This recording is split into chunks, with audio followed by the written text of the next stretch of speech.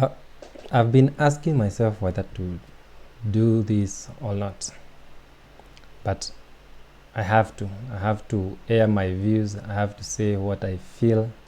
I have to say what I think about what is happening to my team. My name is Sam, and I welcome you to MU Fan TV. So, Ole Gunnar Solskjær is a man under siege, according to me. And this is not happening right now. This is not starting now. This started last season. Take us back what happened after Jose Mourinho was fired. We brought in a manager who understood what Manchester United stood about. And because we did not want to make a mistake, we brought him in on an interim basis. The first 12 matches, he delivered. In fact, we went on an unbeaten run. We even beat PSG on the Champions League that we thought that we were already out, only later to lose to FC Barcelona. But after 12 matches, something changed. The honeymoon was over, and then following, I believe, 13 matches, we only won 2 of them. And so, some of us thought that was the end of it. Some said that now, let's give manager time so that he can create his own team. But as we all know what happened, here we are, 6 matches on, we have only won 2. We have one of our worst starts of a league, and Ole Gunnar Solskjær is sitting on borrowed time, and that is according to me.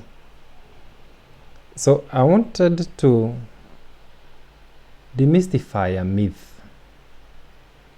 myth that our manager keeps selling to the world, or even some of the fans are selling to the world. The myth that we are on a rebuilding plan or trajectory, and the future is bright, and all we need to do is to give it time. Give the manager time. All managers want time. In fact, everybody deserves time. But then again, we have to ask ourselves, time to do what? Are we going towards a direction where we know that we are heading somewhere? 6 games on, can we look at the current team that we have and say that we are improving or we are heading somewhere? I look at our talks about rebuilding and I ask myself, comparing the Manchester United team, comparing it to teams like Norwich, to teams like Leicester, to teams like West Ham,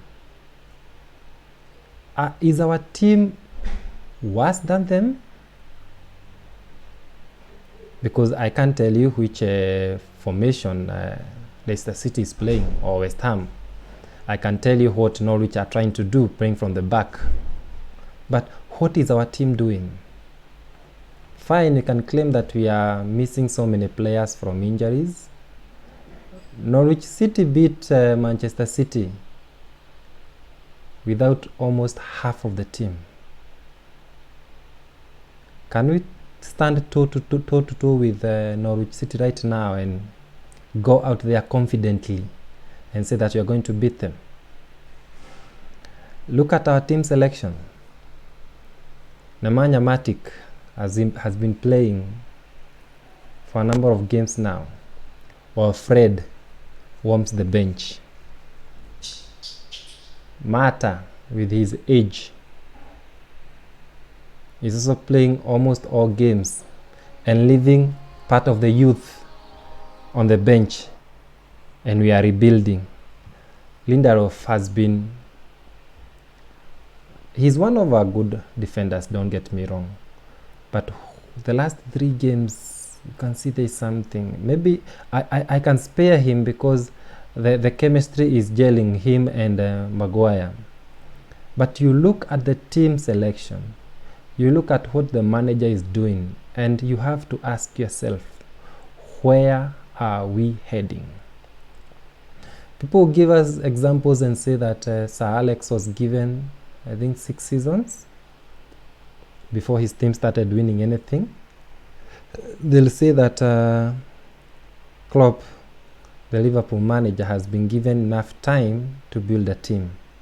But can you really vindicatively say that you can compare us with the Liverpool team even when it was not winning?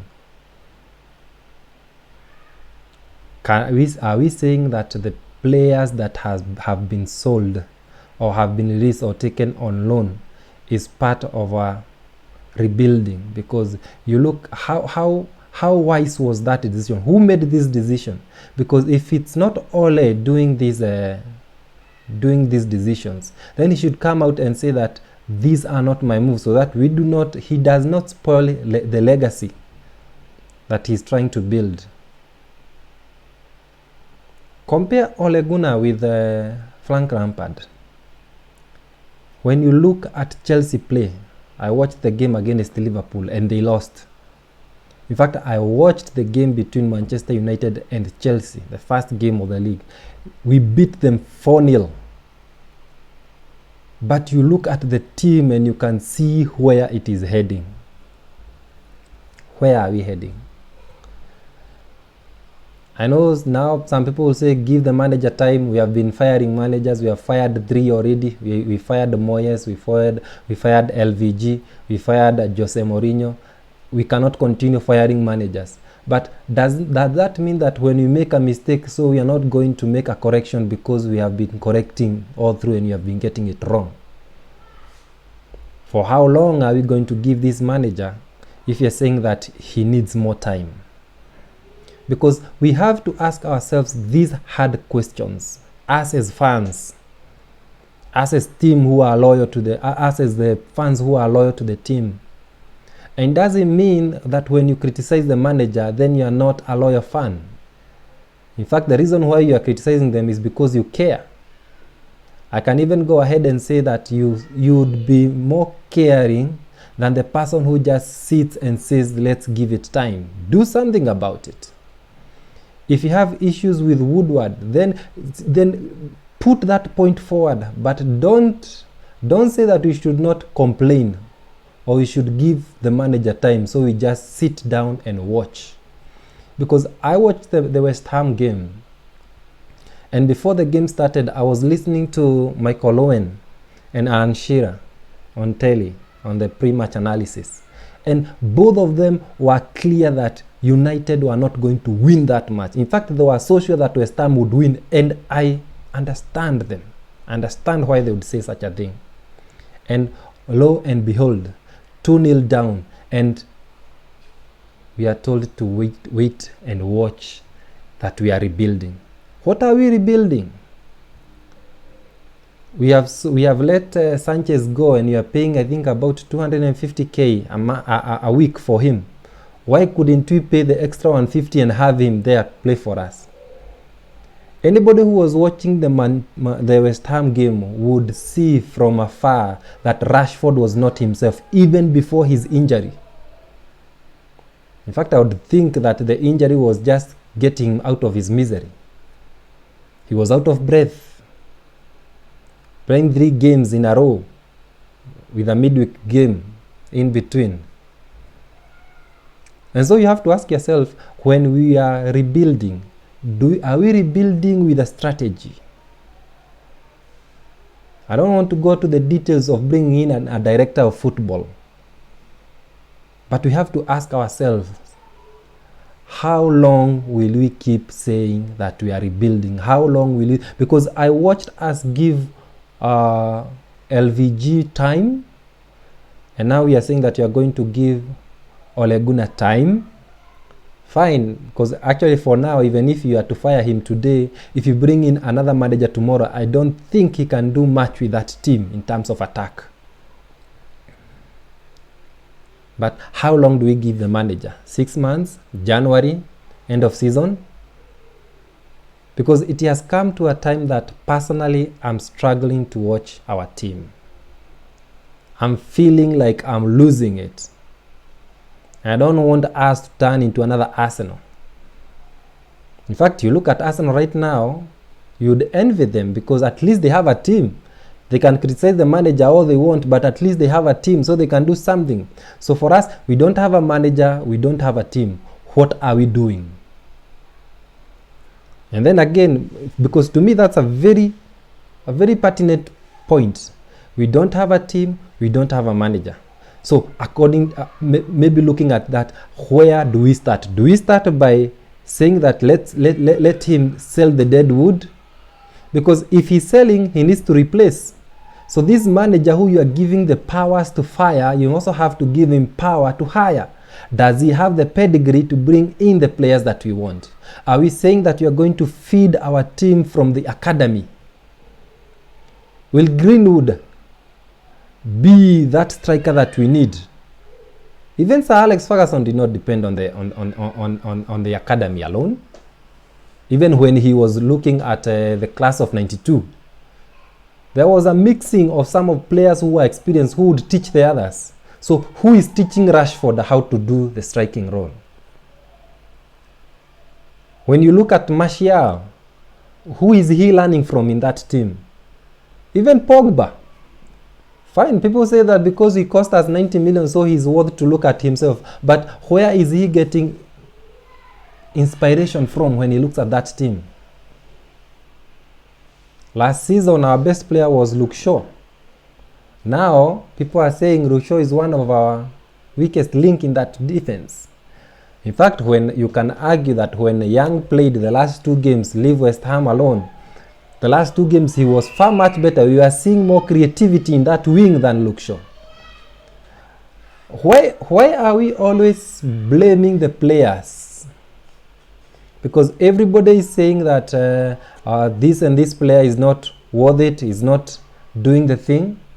Lukaku has no first touch, so he has to leave. Sanchez joined us because of the money.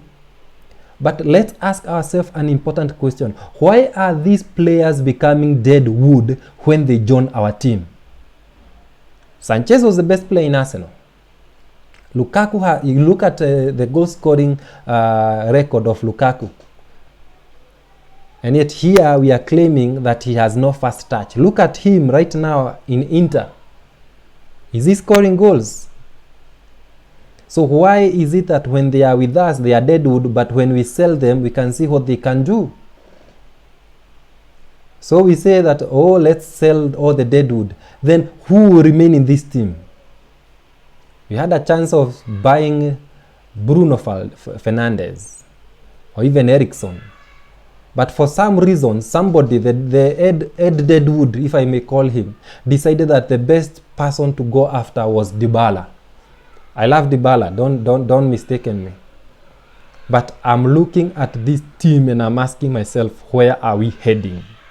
Why can't we give Ed Woodward the London office and look at the business part of the team?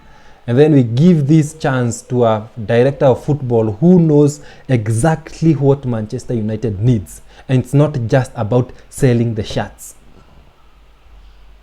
Because I'm so disturbed by this, and why I'm disturbed with it is because I don't see us going forward. Next we play Arsenal. I don't know why people think that because we have beaten Arsenal even in the past, even when we had LVG, that we can still do it now. Let's not hide under the rug and thinking the problem will run away. The fans need to start talking. The fans need to smell the coffee, if I have to put it like so. So allow me not to diverge so much into what's so wrong with our team. But I feel going forward, even our manager himself, being the legend that he is for our team, the player that I looked at in 1999, winning us the Champions League, he also now needs to put the needs of this team first. I look at him when he was interim, when he was not worried about losing his job. He was doing what we wanted.